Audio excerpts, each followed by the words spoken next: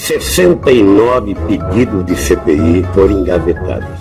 A que preço, não sei. Se alguém que não tem moral para falar de ética é o governo Lula. Quem não deve, não deve. Quanta mentira. Como o Lula mudou. E a segurança pública de São Paulo, que você fala muito, terminou quando você deixou aparecer no PCC. Quando o candidato Lula falou de onde vem o dinheiro, eu pensei que ele fosse explicar para você de onde vem o dinheiro do dossiê. 45 dias e eles não contam. Uma fortuna. R$1.750.000 e dólares. Bom, essa aliança do Alckmin com o Lula, o que você acha? Eu acho que isso é fumaça, né? Tem muita especulação na política, mas eu acho que ela não para em pé uma aliança como essa. E não acho que também seria uma boa alternativa para o Lula na disputa da presidência da República. Boulos, desculpa te interromper, mas de verdade, você acha que isso é só especulação? Porque eu acho que isso traz um recado tão importante para o eleitor. Por exemplo, essa fala do Lula não foi uma fala à toa que ele fez agora há pouco ao vivo, no qual ele diz: Alckmin, você não vai ser só um vice, você vai me ajudar a compor o governo. Isso traz um recado para o eleitor anti-Lula e anti-PT de que Alckmin vai ter poder no governo. Será que não agrega? Será que é apenas uma especulação, Boulos? Você acha isso mesmo? Eu acho que chamar o Alckmin para vice não é uma coisa boa, não é um bom sinal. Eu sou do movimento social. Eu me lembro como se fosse hoje do despejo do Pinheirinho, há 10 anos atrás, em São José dos Campos, que o Alckmin mandou fazer quando era governador. Eu fui detido naquele despejo pela polícia. E vi 4, 5 mil pessoas sendo jogadas nas ruas, desesperadas, mães com filhos no colo, sem nada, que perderam tudo. Eu não vejo essa aliança com bons olhos, já tive a oportunidade de dizer isso, reitero. O que está em jogo nesse momento não é mais uma eleição no Brasil. O que está em jogo é um embate entre democracia e barbárie. Eu acho que é uma aliança simbolicamente ruim, eleitoralmente ineficaz e politicamente arriscada. O senhor está dizendo que o Alckmin pode vir a aderir a um golpe contra o Lula? Se o mercado e o centrão resolvem fazer um movimento dessa natureza, ele pode até jogar parado, que, aliás, é o estilo político dele. Então, isso é um risco, é inegável que isso é um risco. Nós vivemos isso na história recente do país. Eu acho que é preciso aprender com o que foi também a experiência do Michel Temer como vice da Dilma, né? Você não confia nele, é isso, Boulos? Eu vejo como pouco provável a gente ter uma repetição do que a gente viveu em 2016 com Michel Temer. O cálculo eleitoral do Ciro, eu acho que não reflete o grande desafio que o Brasil tem hoje. Eu respeito o Ciro, tenho relação com ele. O grande desafio que o Brasil tem hoje, bicho, é virar a página desse pesadelo chamado Bolsonaro. Ponto. Eu já assinei 3 pedidos de impeachment do Bolsonaro. Só para provocar a petezada aí, não tem assinatura do Lula em nenhum. A grande disputa que nós temos que fazer é em relação ao programa. Porque, veja, nós temos que tirar o Bolsonaro, isso é essencial, mas não só. Nós temos que derrotar o projeto, a agenda que o Bolsonaro tem implementado no país, que é a do autoritarismo, mas também é a do neoliberalismo na economia. Vamos lembrar, o Alckmin é sócio dessa agenda. Para reconstruir esse país, para fazer um plano ousado de investimento público para gerar emprego, fazer investimento em infraestrutura, em moradia popular e saneamento básico, vai ter que taxar os bancos. Mas nós precisamos, na hora de votar pensando objetivamente. Não existe salvador da pátria.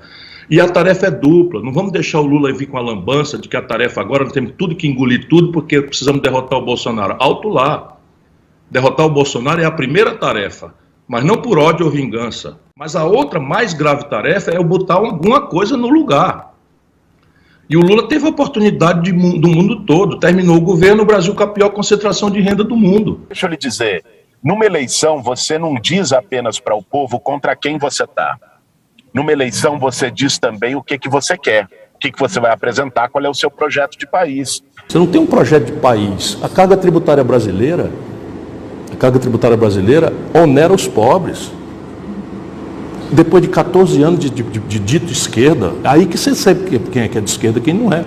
E se você pegar o balanço... And if you look at the bank's balance sheets for this year, you will see that the banks have never made so much money in Brazil as they have during my government. Grande burguesia brasileira, plutocracia, que ganhou horrores com ele, mas ganhou o que ninguém ganhou. É um negócio impressionante. Pois é. A maior parte das pessoas não entende que aquilo foi uma alta rara no mercado de commodities que botou uma quantidade abissal de dinheiro no Brasil. Isso. E ele, a virtude dele é que ele pegou essa montanha de dinheiro, deu 70% para o baronato e 30% para o povo. Eu aprendi que a coisa mais fácil e mais barata no governo é cuidar dos pobres. Os pobres custam pouco, eles pedem pouco, e eles se contentam com o mínimo necessário para sobreviver. Ou seja, não foi um governo de esquerda. Não foi nem remotamente. O que é duro é cuidar do rico, porque o rico custa caro, é mal agradecido e é... A perversão do Lula começa e se agrava mais recentemente porque ele é o crime perfeito. É o líder de esquerda que coopta todas as expressões de organização da sociedade civil, dos estudantes, dos sindicatos, etc., para o governismo. Por que eu cheguei onde cheguei? Porque eu tenho por detrás de mim um movimento estudante do PT, Almuti, trabalho na Igreja Católica. Anestesia o antagonismo social com políticas sociais compensatórias que fazem parte do ideário neoliberal, do consenso de Washington, e faz uma aposta numa grande conciliação, 70 para os ricos e 30 para os pobres. O que é importante é que o programa da candidatura do Lula não abra mão de questões fundamentais. Vou repetir para o seu ouvinte aquilo que eu falo. 5 pessoas, o dedo de uma mão, no Brasil acumula a fortuna que 100 milhões de pessoas de classe média e mais pobre têm para sobreviver. Isso não existe em nenhum lugar do mundo. O sistema de impostos do Brasil é o mais injusto e perverso do mundo. Percebe? Qual é a resposta nova que eles têm para os nossos velhos problemas? Por que não fizeram quando tiveram oportunidade? Bancos, etc., não pagam imposto de renda, ao contrário do trabalhador, que paga na fonte. Desde 1995 que não se paga. É preciso corrigir essa distorção. Esse país era governado para 35% da população e nós resolvemos dizer que era possível governar esse país para 100% da população. Os senhores estiveram no poder durante 14 anos. 14 anos. Eu fui ministro da Fazenda, eu cobrei o tributo sobre lucros e dividendos e o Fernando Henrique revogou. Um grande banco acabou de distribuir, senhores bispos, 9 bilhões de reais para 4 famílias e não pagaram 1 centavo de imposto. E o sistema de tributação sobre o consumo no Brasil é uma perversão que, infelizmente, o grande pacto do PT com o PSDB nunca permitiu mudar. E eles sempre foram contra. O Lula juntar em São Paulo o Alckmin e o Boulos, um egresso do PSDB e o jovem líder do PSOL, qual é o sentido disso? Qual é o programa que está por trás disso? É um novo projeto para o Brasil? Não, não é nenhum projeto novo para o Brasil. Só dizer que é para derrotar o Bolsonaro é um oportunismo tosco, porque eu também derroto o Bolsonaro. Aliás, qualquer um de nós, pelo mesmo Datafolha, derrota o Bolsonaro.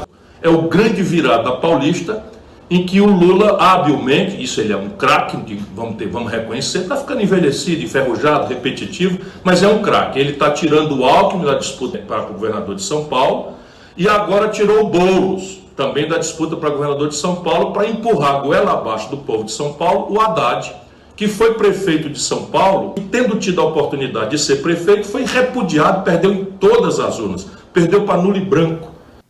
Se nós estamos disputando a eleição, nós estamos disputando um projeto de país. Eu não consigo, por exemplo, conceber um projeto que vai tirar o Brasil do buraco, que vai combater o desemprego, gerar renda, retomar o investimento público, criar demanda, ampliar o mercado interno, que é o que traz também possibilidade de investimento privado, sem revogar o teto de gastos. Qual é a opinião do Lula sobre o teto de gastos? Que é uma tragédia. O Alckmin, eu passei a campanha inteira denunciando o teto de gastos, o PT não disse nada, e o Alckmin é a favor da manutenção do teto de gastos. Então eu estou falando de coisas muito reais, muito concretas, e o conchavo do Lula só tem uma explicação: arrogância, prepotência, salto alto, e quer ganhar o governo de São Paulo com a mão do gato, aproveitando as ambições particulares, a falta de estatura moral, a falta de grandeza política dessas lideranças que estão por aí, e ele vai subornando, comprando e pasteurizando geral a política brasileira. Não existe mais ideia, não existe mais programa, não existe mais valores, é o São Lula primeiro e único. Essa é a lição. Será que o Lula não está despertando de novo essa força trágica que é o antipetismo, e essa tragédia, o resultado dela nós já conhecemos. Bom, esse é o comentário do dia. Agora, a charada é essa, é que o Lula escolheu o Bolsonaro e o Bolsonaro escolheu o Lula. Porque eu não quero ser presidente do Brasil para repetir mais do mesmo, escolha um outro. Tá aí, tem várias coisas para ficar mais do mesmo, eu só vou se for para mudar o Brasil. Em bases muito claras, muito explícitas, que levaram bomba, serão criticadas, mas se eu vencer, vencerei eu e o conjunto de ideias, dando conteúdo plebiscitário a uma eleição, saindo desse populismo sul-americano que só dá crise, frustração. Vamos supor, derrotou o Bolsonaro, o Brasil em 2023. É terra arrasada, Datena. Brasil em 2023 vai ser terra arrasada. Não pensem que é o Brasil lá de 2003. É um Brasil com a economia devastada, com desemprego lá em cima, com milhões de pessoas com fome. É um país politicamente esgarçado, porque o Bolsonaro entregou o orçamento da União na mão do Centrão. Ou seja, para enfrentar isso aí, você vai ter que ter ousadia, você vai ter que ter pulso, vai ter que ter lado, de uma maneira firme. Lula, presta atenção. O Brasil está quebrado e com essa promessa de uma memória afetiva de picanha e cerveja, você vai se arrebentar se for eleito. Está aqui escrito, isso fica gravado, e eu espero que ele não vá para essa tragédia, porque eu quero ganhar a eleição avisando que eu vou fazer uma mudança profunda na institucionalidade brasileira, com mecanismos, inclusive, bastante explícitos também. Porque o Lula já prometeu a mim que me apoiava assim, nas últimas 10 eleições. Mente, virou mentiroso compulsivo. Ele não tem essa capacidade nem esse querer. O Lula, o Brasil, é o 10º interesse dele. O Lula tem uma preocupação com o PT. Ele sabia que a eleição de 2018, com o Lula petismo, estava perdido. O Lula nunca foi idiota. Ele queria fazer 50 deputados, acessar 200 milhões de reais de fundo partidário eleitoral e continuar jogando o jogo, empatando o processo brasileiro de discutir nosso futuro. E eu preveni ao Boulos de que ele está sendo enganado pelo Lula. Infelizmente, o Lula, quando vê qualquer coisa nova aparecendo, ele vai em cima da ambição da pessoa e está fazendo isso, destruindo qualquer possibilidade do país respirar para o futuro, tendo que ficar sempre amarrado no passado. O Lula tem um estilo de liderança que não deixa nascer nada nem ninguém próximo a ele. Não é o Guilherme Boulos, que já fala pela juventude, que tem horror às contradições econômicas, às concessões morais e à corrupção generalizada que transformou-se numa ferramenta central do modelo de poder do Lula. O Guilherme vai ver isso com o tempo. Nós sabemos que não é apenas a questão da merenda, é o escândalo do trem-salão, do anel, é o escândalo do metrô. Eu e meu partido não temos rabo preso. Você é o Sérgio Cabral que não está preso.